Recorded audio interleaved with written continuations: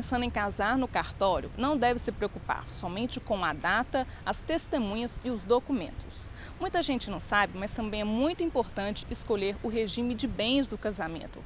Ou seja, são aquelas regras que vão regular os patrimônios e os bens do casal, seja pela morte de um dos noivos ou pela separação. São 4 regimes de bens e o casal deve escolher um. Para explicar cada um deles, a gente conversou com o advogado do Recivil, Felipe Mendonça.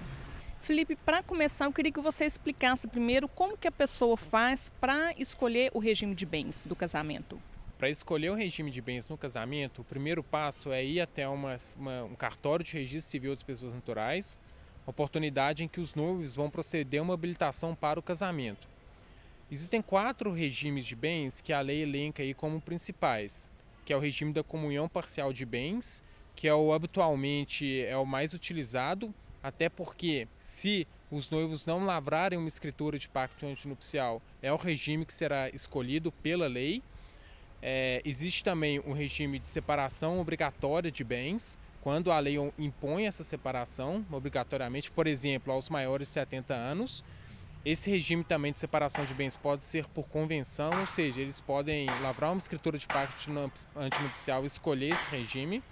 Existe também o regime de comunhão universal de bens e, por fim, o regime que é menos utilizado, que é o de participação final nos aquestos. Então vamos falar primeiro desse regime de bens que é o mais comum, né, que é o da comunhão parcial de bens. Fala um pouquinho sobre ele, quais são as características? Isso é verdade, é o regime que é mais comum, é o da comunhão parcial de bens. Inicialmente, pelo fato de que os noivos, por uma comodidade mesmo, deles não terem que se deslocar para fazer uma escritura de pacto antinupcial, ele é usualmente o mais aceito e o mais comum que ocorra aí nos cartórios de registro civil das pessoas naturais. De acordo com esse regime, os bens, somente os bens que eles adquirirem na constância do casamento, ou seja, só os bens fruto do trabalho dos dois, que os dois comprarem ali, que vão ser compartilhados entre eles caso haja uma separação.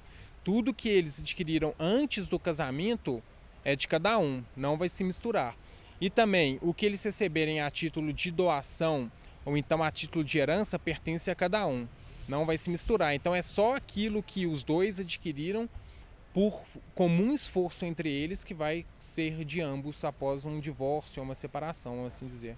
E o regime, Felipe, da comunhão universal de bens? Já o regime da comunhão universal de bens exige o que? A lavratura de um pacto antinupcial, ou seja, esse casal vai ter que até um tabelionato de notas para poder lavrar uma escritura pública de um pacto antinupcial de comunhão universal de bens. De acordo com esse regime, o que eles adquiriram antes do casamento e o que eles adquirirem após o casamento, tudo isso vai pertencer a ambos após um divórcio ou uma separação com essa partilha de bens. Os bens também que são herdados ou por doação ou por herança também, eles vão compor o patrimônio de ambos, a não ser que esse bem recebido de herança ou de doação tenha alguma cláusula que disponha de maneira diversa. Mas a regra é que vai compor o patrimônio dos dois após um divórcio. E um outro regime também, Felipe, é o da separação total de bens, não é isso? Fala um pouquinho das características desse regime. Melina, o regime da separação de bens, ele ocorre em 2 situações distintas. A primeira delas é por imposição da lei. Então, essa separação obrigatória de bens, muitas vezes, é imposta pela lei. O Código Civil fala que, por exemplo, maior de 70 anos, obrigatoriamente tem que casar por esse regime de separação de bens, porque a lei tenta proteger aí o patrimônio desse senhor aí que teria 70 anos de idade. Então, a lei que impõe esse regime. Nesse caso aí, não precisaria lavrar uma escritura num tabelionato de notas. Por quê? Porque é a lei que impôs isso ao senhor que está se casando.